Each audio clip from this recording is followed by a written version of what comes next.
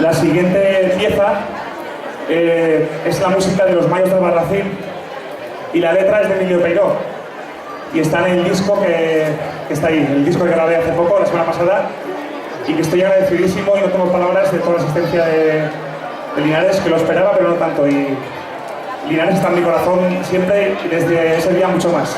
Bueno, ahí está el CD, vale 10 euros y todo el que quiera pues está ahí, Emilio y Aurelia lo tienen. Y vamos a cantar el villancico con la letra de Emilio. Un fuerte aplauso para él.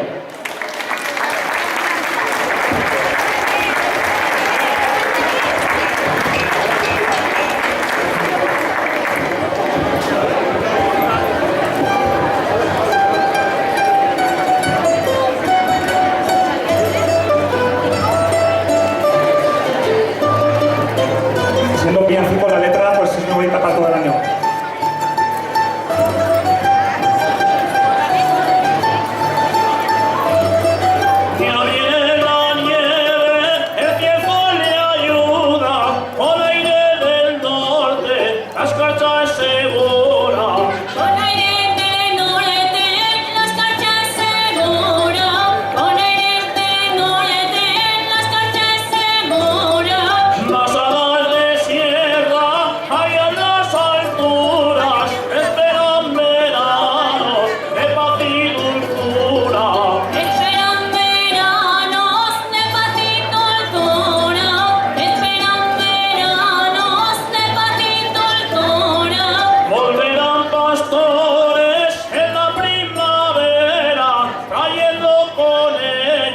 La vida